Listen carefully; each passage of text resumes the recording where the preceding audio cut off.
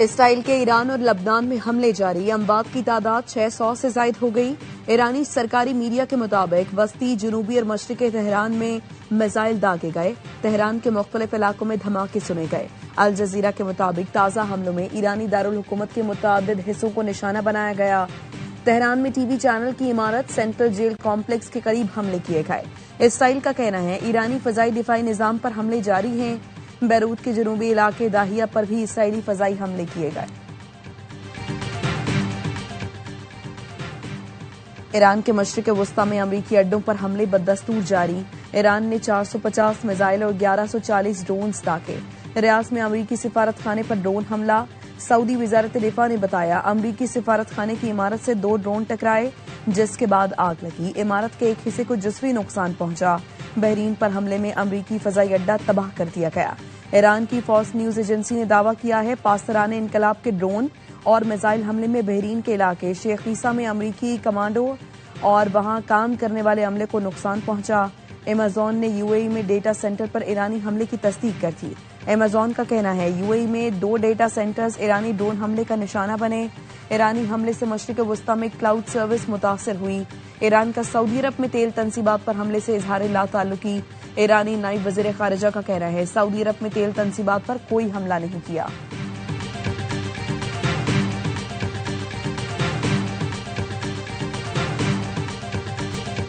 امریکی سینٹ کام کی ایران کے حملوں میں 6 امریکی فوجیوں کی ہلاکت کی تصدیق۔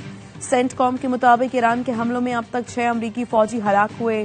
امریکی افواج نے حال ہی میں 2 لاپتہ فوجیوں کی باقیات برآمد کی ہیں جو ایران کے ابتدائی حملوں کے دوران مارے گئے تھے۔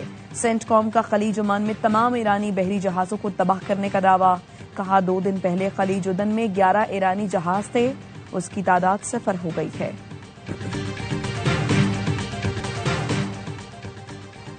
آبنائے ہرمز سے جو بھی جہاز گزرے گا اسے آگ لگا دیں گے، ایرانی کمانڈر ان چیف کے مشیر ابراہیم جباری کا بیان۔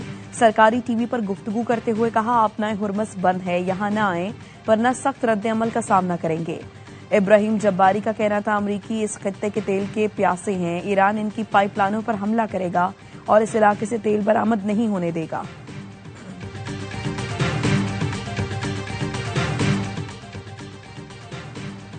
امریکہ کے پاس لامحدود ہتھیار ہیں اور ہم جیتنے کے لیے تیار ہیں۔ صدر ٹرمپ نے سوشل میڈیا پر پوسٹ میں لکھا جنگی ہتھیاروں کا بڑا ذخیرہ موجود ہے جسے استعمال کرتے ہوئے جنگ ہمیشہ کے لیے لڑی جا سکتی ہے۔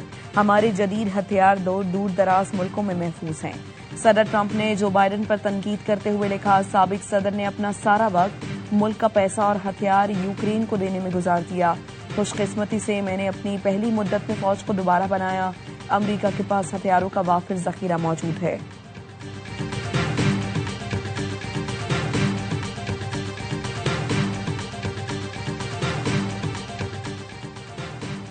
ہم جنگ کو پورے خطے میں پھیلانا نہیں چاہتے، لیکن امریکی اڈوں کی موجودگی نے اسے علاقائی جنگ بنا دیا ہے۔ امریکہ پر حملوں کے لیے اسی خطے کی سرزمین استعمال کر رہا ہے۔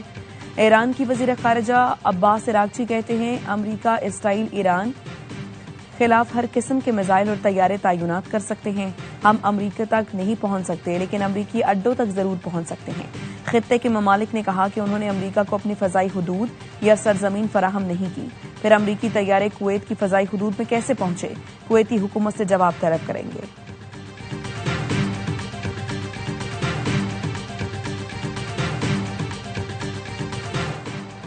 ایرانی صدر مسعود پزشکیان کی اسکولوں اور اسپتالوں پر امریکی اور اسرائیلی حملوں کی مذمت، کہا اسپتالوں پر حملے زندگی پر حملہ اور اسکولوں پر حملے قوم کے مستقبل کو نشانہ بنانا ہے۔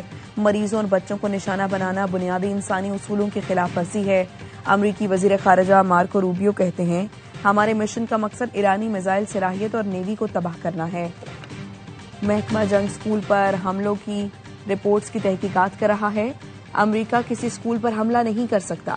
امریکی نائب صدر جے ڈی وینس نے کہا امریکہ کسی ایسے تنازع میں داخل نہیں ہوگا جو برسوں جاری رہے۔ ٹرمپ امریکہ کو کئی برس سے جاری تنازع میں نہیں جانے دیں گے، ان مسائل میں نہیں پڑیں گے جو ہمیں عراق اور افغانستان کے ساتھ درپیش تھے۔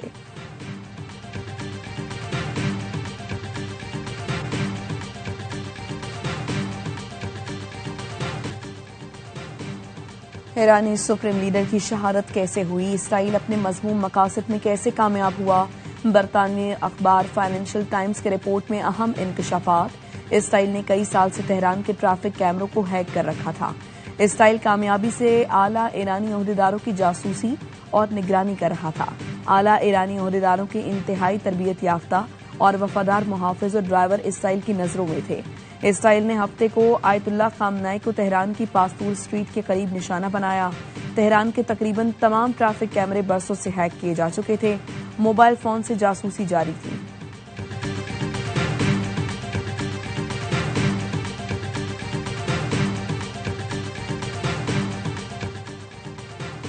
اسرائیل مشرق وسطی میں تباہی چاہتا ہے۔ معروف امریکی صحافی اور یوٹیوبر ٹکر کارلسن کا انکشاف۔ کہا سعودی عرب اور قطر میں موساد کے ایجنٹس گرفتار ہیں۔ موساد ایجنٹ سعودی عرب اور قطر میں بم دھماکے کرنا چاہتے تھے اور یہی ملک ایران کے نشانے پر ہے۔ اسرائیل صرف ایران نہیں بلکہ قطر، UAE، سعودی عرب، بحرین، عمان اور کویت کو تباہ کرنا چاہتا ہے۔ خلیجی ممالک کبھی بھی امریکہ کے لیے خطرہ نہیں رہے۔ Hi, sir. How are you? Hi. Wow, nice to meet you guys. How are you? Good. You happy? I'm very happy. Good. Where are you But from? I'm from Ghana. Enjoy your stay. All right. Have a good time. Very good, safe country. متحدہ عرب امارات کے صدر شیخ محمد بن زائد کا عوامی اعتماد بحالی کے لیے بڑا اقدام۔ دبئی کے ولی عہد شہزادہ شیخ حمدان کے ہمراہ افطار کے بعد دبئی مال کا دورہ، لوگوں سے گھل مل گئے۔ UAE کے صدر اور شہزادے نے دنیا کو پیغام دیا کہ دبئی محفوظ ہے۔ کہا UAE قیادت اپنے لوگوں کے درمیان اور ان کے قریب ہے۔ ایک غیر ملکی شہری نے اماراتی صدر شیخ محمد بن زائد ال نہیان کے ہمراہ ویڈیو بھی بنائی۔ شہری نے پوسٹ میں لکھا تصور کریں آپ ایک مال میں ہوں اور UAE صدر سے ملاقات ہو جائے۔ یہ AI ویڈیو نہیں بلکہ دبئی مال کی ویڈیو ہے۔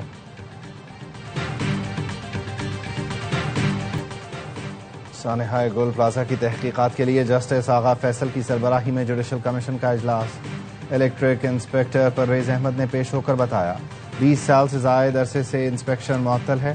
کمیشن نے پوچھا انسپیکشن معطل ہونے کی وجہ کیا ہے۔ الیکٹرک انسپکٹر نے بتایا ڈپارٹمنٹ اور وزارت توانائی نے منع کیا ہوا ہے۔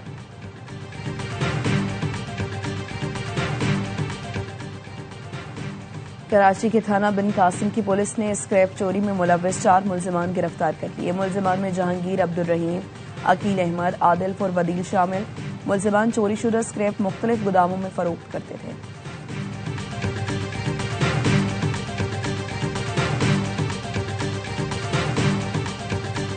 دو 2023 میں ODI ورلڈ کپ جو ہم لوگوں نے سیمی فائنل نہیں کوالیفائی کیا، 2024 میں T20 ورلڈ کپ، 2025 میں چیمپئنز ٹرافی، ابھی 2026 میں T20 ورلڈ کپ، اس میں بھی ہم لوگوں نے نہیں کوالیفائی کیا۔ جو غلطیاں شروع سے ہوئی تھیں اس پہ قابو نہیں پایا گیا۔ 23 سے اس سے پہلے بھی آپ دیکھیں 8-10 لڑکوں پہ ڈبیٹ ہو رہی ہوتی ہے۔ 2023 سے 2026 تک کسی ICC ایونٹ کے سیمی فائنل تک کیوں نہیں پہنچے؟ ہر لمحہ پرجوش میں میزبان شعیب ملک کا سوال۔ سابق اسٹار کرکٹر باسط علی نے کہا ہر بار غلطیاں کرتے ہیں مگر کوئی سبق نہیں سیکھا۔ محسن نقوی سے بہتر اور مضبوط چیئرمین PCB کوئی نہیں آیا۔ کھلاڑیوں پر جرمانہ نہ لگائیں، اس سے دنیا میں ہمارا مذاق اڑے گا۔ کامران اکمل بولے جرمانہ لگانا مسئلے کا حل نہیں، اصل جڑ تک پہنچیں۔ سسٹم بنانے سے پاکستان کی ڈومیسٹک کرکٹ بہتر ہوگی۔ اوپنر کو مڈل آرڈر میں فٹ نہیں کر سکتے۔ اداکار علی عباس بنے مہمان، کیا میزبان شعیب ملک کے دلچسپ سوالات کا سامنا۔ عادی اور مصطفیٰ چودھری نے خوب ہنسایا۔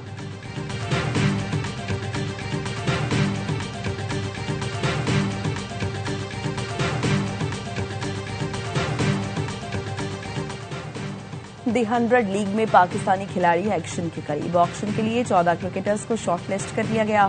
حارث رؤوف، شاہین آفریدی، عثمان طارق، شاداب خان، سائم ایوب، ابرار احمد، نسیم شاہ شامل۔ محمد نواز، عماد وسیم، زمان خان اور دیگر کے نام بھی موجود۔ پلیئرز آکشن 11 اور 12 مارچ کو لندن میں ہوگا۔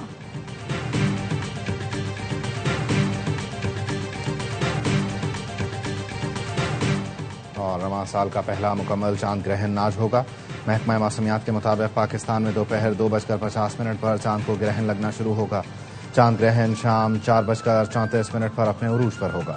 رات 7:23 پر چاند گرہن مکمل طور پر ختم ہو جائے گا۔